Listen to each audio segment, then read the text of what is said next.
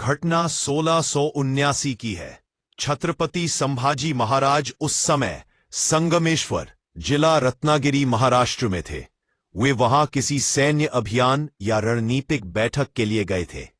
संभाजी महाराज के साथ केवल कुछ चुनिंदा सैनिक और उनके मंत्री कवि कलश थे। उनके मुख्य सैन्य बल आसपास नहीं थे, इसलिए वे असुरक्षित थे। उनके ही साले गणोजी शिर्के और अन्य कुछ लोगों ने औरंगजेब को गुप्त सूचना दी कि संभाजी महाराज इस समय संगमेश्वर में हैं और उनके साथ ज्यादा सुरक्षा नहीं है। औरंगजेब ने तुरंत मुकर्रब खान के नेतृत्व में एक बड़ी मुगल टुकड़ी भेजी। मुगल सेना ने अचानक हमला कर दिया और संभाजी महाराज तथा कवि कलश को बंदी बना लिया। औरंगजेब ने उनको कहा था कि वो इस्लाम कबूल कर ले, लेकिन संभाजी महाराज ने इस बात से इनकार कर दिया, इसलिए उनकी जुबान खींच ली थी। शिवाजी द ग्रैंड रिबेल के अनुसार संभाजी और कवि कलश को जोकरों वाली पोशाक पहनाकर पूरे शहर में परेड कराई गई थी, जिससे उनको अपमानित किया जा सके।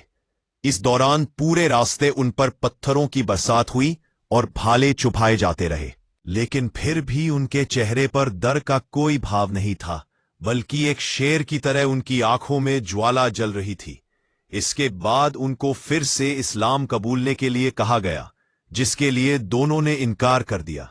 तब औरंगजेब ने क्रूरता बढ़ाते हुए उनकी जुबान कटवा दी, आंखें फोड़ दी गईं और शरीर के एक एक अंग को कटवा दिया गया।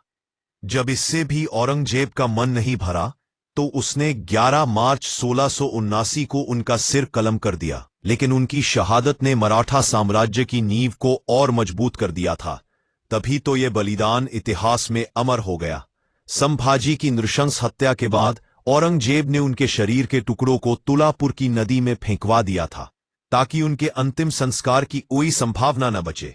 लेकिन इतिहासकारों की माने तो मराठा योद्धाओं ने चुपके से उनके शरीर के अंग इकट्ठे करके सीले थे और फिर विधिवत उनका अंतिम संस्कार हुआ / पब्लिक